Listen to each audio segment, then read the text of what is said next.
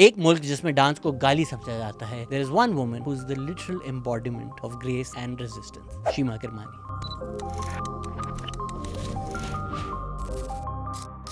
تحریک نسواں کی فاؤنڈر، ایک ایکٹیوسٹ، ایک پرفارمر، ایک لیجنڈ. وہ ایک ریناؤنڈ کلاسیکل ڈانسر ہیں، ایک تھیٹر پریکٹیشنر ہیں اور ویمنز رائٹس کی ایک بہت بڑی پروپوننٹ بھی ہیں اور ایکٹیوسٹ بھی ہیں. 1951 میں ان کی پیدائش ہوئی اور آج بھی کوئی بھی کاز دیٹ ٹرولی میٹرز، اس کی پروٹیسٹ پہ اگر آپ جائیں گے کراچی میں تو کبھی کراچی پریس کلب کے باہر یا کبھی فرے ہال میں آپ کو ایک شخص ضرور نظر آئے گا، شیما کرمانی. جب ضیاء الحق نے ڈانس ہی بین کر دیا تھا تو ایک ہی انسان ہے جن کا ڈانس نہ صرف ریزسٹنس بنا بلکہ پورا کا پورا ریبیلین بن گیا، انقلاب بن گیا. وہ شیما کرمانی ہی تھی. نہ صرف انہوں نے ضیاء الحق کی آمریت کو اپنی پرفارمنس سے ایک بہت بڑا جوتا مارا. جب پاکستان میں ایک ویو آف ٹیررزم آ رہا تھا، بام بلاسٹ ہو رہے تھے اتنے کہ لال شہباز قلندر کی شرائن پر بھی ایک بام بلاسٹ ہوا. تو اس بام بلاسٹ کے صرف 4 دن بعد Shima Kermani did a performance at that shrine. This is what makes nations, to show terrorist that we will not bow down in front of you. We will not let go of ourselves, our culture and our joy. یہ ہوتی ہے power resistance کی کہ ہم دنیا کو دکھا دیں کہ ہم ٹیررزم کے سامنے گھٹنے نہیں ٹیکیں گے. شیما Kirmani is an icon by every single metric of that word. یہ ایسے ہی کچھ شخص ہیں جنہوں نے پاکستان کی تاریخ، پاکستان کے کلچر اور پاکستان کی پرفارمنگ آرٹس کو اپنے اندر رکھا ہوا ہے اور زندہ رکھا ہوا ہے. اسی لیے ہمیں ایسے لوگوں کا نام اور ان کا کام زندہ رکھنا چاہیے. جس طرح کہیں فوک آرٹ فارمز اور کلاسیکل آرٹ فارمز پاکستان میں کسی لائبریری کے اندھیرے کونے میں مر چکے ہیں. We have to ensure that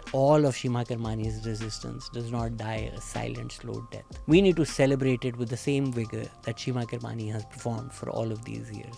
There should be academies in this country named after Shima Karmani. So thank you to her for all the work that she's done for women's rights, performing arts, and resistance.